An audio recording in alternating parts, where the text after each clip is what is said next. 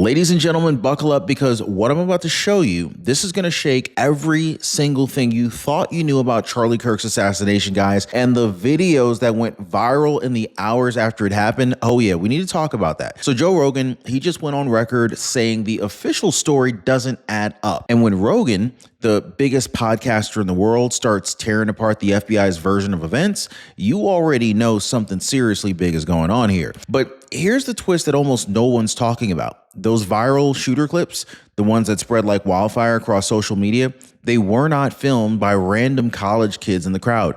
No, we've actually now uncovered ties to political insiders, advertisers, even out-of-state numbers linked back to Chicago. That's right, guys. The so-called authentic eyewitness videos may not have been so random at all. And it gets even darker than that. Metadata actually proves the FBI's timeline is off by a full 7 minutes. 7 full minutes, folks. Eyewitnesses are describing tactical gear and foreign agent precision. Meanwhile, the official story has us believing a confused kid with jeans and a veteran t-shirt. So who's lying here? Who's covering? Why was the handcuff photo of George Zinn, the so-called decoy, pushed online by people tied directly to Turning Point sponsors? You got to ask the questions, guys. President Donald Trump, he's in the White House promising transparency, but Americans are still demanding answers. And if Joe Rogan, Candace Owens, and millions of furious patriots online right now, then, you know, the truth behind Charlie Kirk's viral shooter videos is way bigger and it's way more dangerous than the media ever wanted you to know. Because by the end of today's video, you're going to see exactly how the narrative was twisted, who actually pushed these clips into the spotlight, and why Joe Rogan just proved what we've all been saying all along. We have just been played. Hit the like button, subscribe, guys. All right, so let's start with Joe Rogan, the man himself, okay? So when Rogan speaks, the world listens. Not because he claims to be an expert, but because he asks the questions that no one else dares to ask. That is why we are focused on Joe Rogan right now. And what he said about this case has everyone rattled. Rogan doesn't buy the official story, not one bit. He laid it out plainly on his podcast. How are we supposed to believe that Tyler Robinson, under the chaos and adrenaline of an assassination attempt, calmly disassembled and reassembled a Mauser rifle with nothing more than a screwdriver? Now, Rogan walked his audience through it piece by piece, pointing out that this wasn't just some simple field strip. We're talking about intricate mechanics, screws, bolts, timing, tasks that require focus and precision. And he asked the very obvious question: who in the middle of a high-pressure hit job would even attempt that without specialized training? Now, here's what really makes it hit even harder, okay? Rogan knows his audience. He knows veterans, hunters, and firearm experts are listening to him, right? And those people, they were nodding their heads because the technical flaws of the FBI's narrative were glaringly obvious to those folks. It's not just about could he do it? It's about whether anyone could do it in that moment, with crowds screaming, sirens blaring, the clock ticking. He's got to get out of here. He allegedly took the shot, so he's got to escape, right? So the pressure is pretty high. Anyway, so Rogan said what millions of Americans were already thinking. It doesn't add up. But Rogan, he didn't stop at the mechanics. He zoomed out a little bit and he asked, so why does every big story like this come with a neatly packaged, Hollywood-ready official version within hours? Like, why do the details always line up too perfectly until you look a little bit closer? And that's when you see the cracks. He pointed right at them. The screwdriver claim, the timeline, the way that the FBI rushed to put a bow on the narrative before anybody could even catch their breath. That was pretty quick, wasn't it? Right? And the conclusion, if the government's version of events requires us to suspend basic logic, then something must be hidden, something big. Now that Rogan has forced us to look at the mechanics, let's tear into the clock, because this is where the story stops being a weird fluke and starts feeling like an organized cover-up. Now, the official line is the shooter drops onto the roof at 12:15. That's what the official briefing said. And from there, authorities handed us a tidy timeline: roof, shot, suspect runs, arrest, investigation, right? Nice and neat. But when people started looking at the actual files, the digital fingerprints embedded into the videos, the neat timeline collapses in on itself. Now, according to the rooftop footage that blew up online, the metadata doesn't begin at 12:15. It actually begins at 12:22 to 12:23, literally the minute that Charlie Kirk is struck. Now, that's not a rounding error at all. That's a full 7 minutes. 7 minutes is an eternity in a violent incident. It's long enough for people to move, for evidence to be shifted, for cameras to be adjusted, long enough for a narrative to be baked before most people even know what happened. And so remember, this isn't some anonymous Reddit rumor. This is technical file data, the kind of information that tells you when recording started, when it stopped, what device was used. If the metadata says 12:22, then either the official timeline is wrong or someone tampered with the timeline. Either way, one of those things is a problem of enormous proportions. Now, listen closely to what witnesses are saying on top of that, right? One rooftop filmer, someone who claims he has training with guns, told investigators that he stopped recording about 20 seconds before the shot rang out. He says he didn't see the jeans and veterans t-shirt suspect at all. He says that the shooter he did see was tactical, masked, moving with military precision. He says the sound was a sharp crack, not a hunting rifle boom. Now, put those pieces together and the picture gets really ugly. A video that starts at 12:22, a witness who says he stopped filming right before the shot, and an eyewitness description that directly contradicts the person that law enforcement named. Now, if that's true, and we're still verifying every element, of course, then the government version isn't just incomplete, it's materially inconsistent with physical evidence, which kind of raises the question that really lives under every single one of these anomalies. Why would investigators release a timeline that doesn't match a raw digital record? Why would key eyewitnesses' descriptions be omitted from the public narrative? And why, in an age where every cell phone is a camera, why are we still getting an official story that looks like it was hand-stitched together? Well, Joe Rogan, he asked the blunt version of this question on his show. If the digital evidence contradicts the official timeline, who corrected the record? And why did they get to tell the story first? That is the heart of the matter, because the first story told is the one that becomes the narrative. It shapes the headlines, arrests,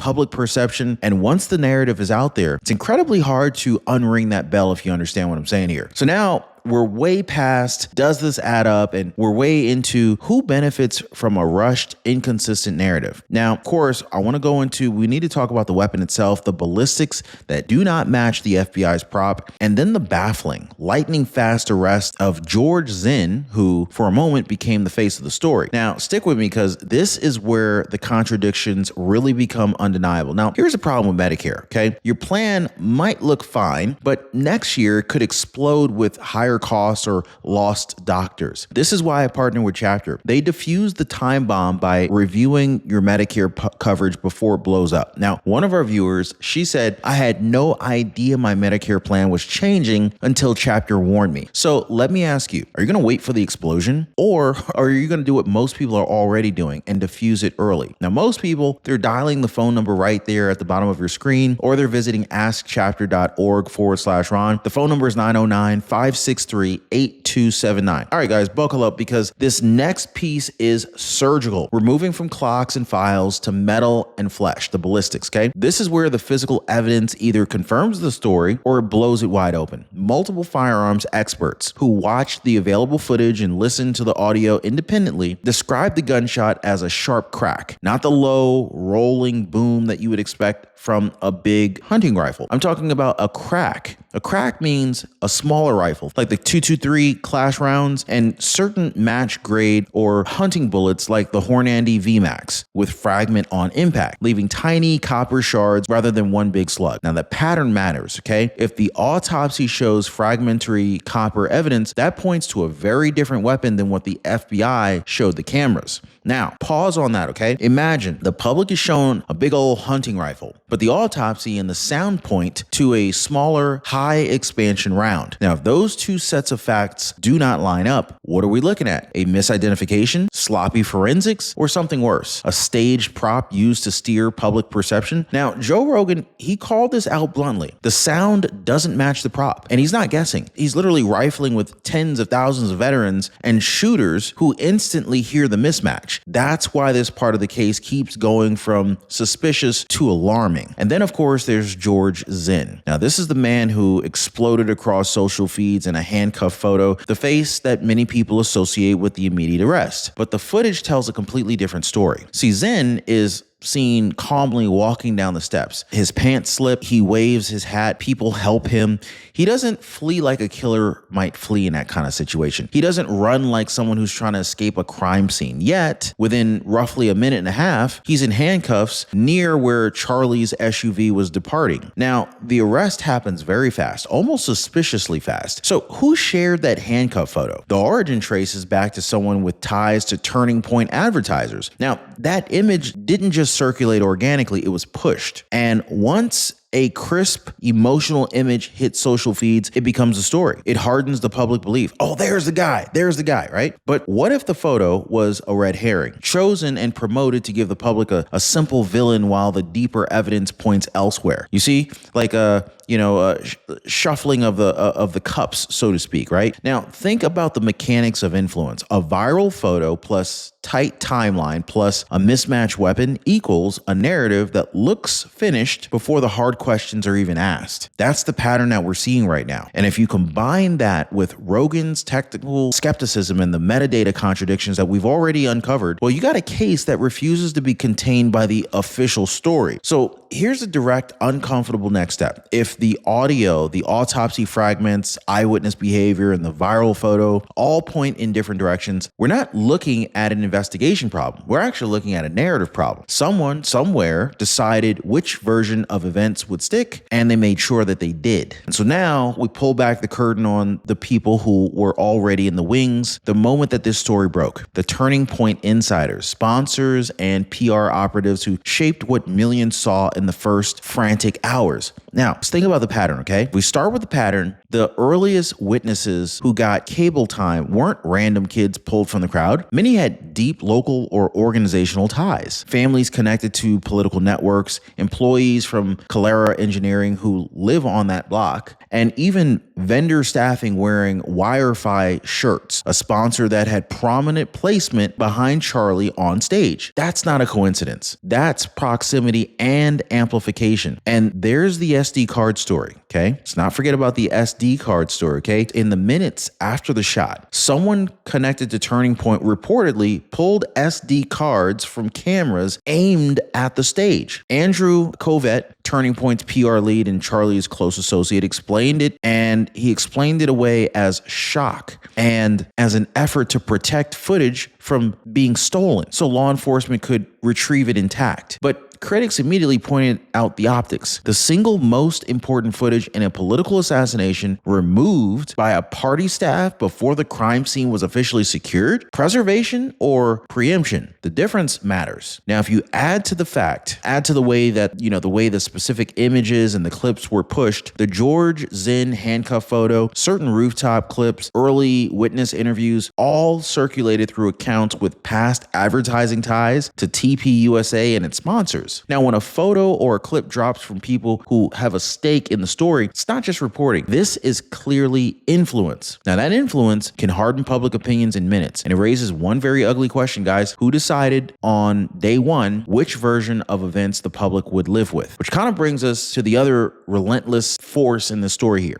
Candace Owens. You may have heard of her.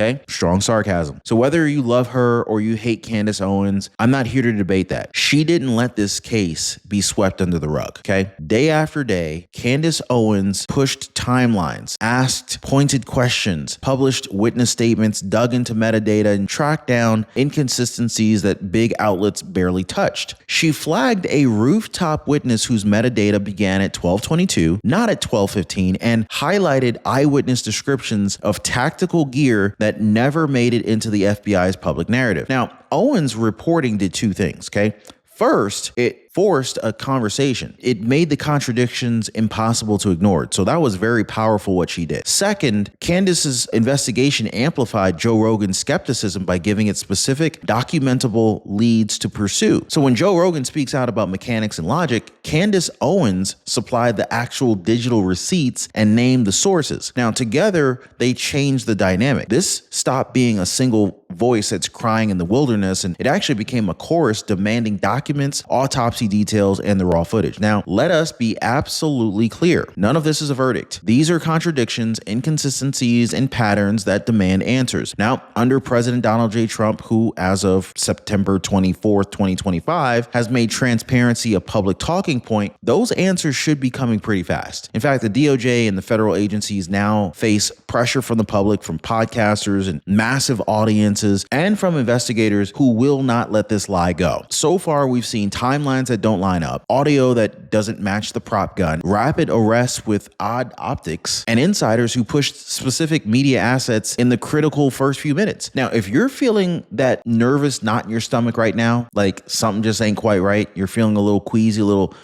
then you're not alone. That knot is the pressure of dissonance, the gap between what we were told and what the evidence actually suggests. Now we get to the part that kind of makes this feel a lot less like a messy investigation and more like an engineered story, okay? A story who's deciding what you see. Now, first, the newsroom choices. Why did Good Morning America book Tiffany Barker and her nieces, people with some very clear regional and political ties, as immediate eyewitnesses instead of a random parent who happened to be closer to the stage? That's not an accident worth shrugging off. You see what I'm saying? Producers make choices. Those choices shape feelings. And in the first few hours of a breaking tragedy, feelings harden into consensus. The second thing we need to look at, the police scanner and the public feeds. Now, listeners reported a live scanner call describing a suspect in tactical gear with a long rifle. Then the feeds get privatized when thousands tuned in. Now, again, that's not a neutral technical decision. That's a decision that changes what the public can independently verify. So if you're a journalist, you immediately ask, why remove the source material from public ears just as people are paying attention, right? Third thing,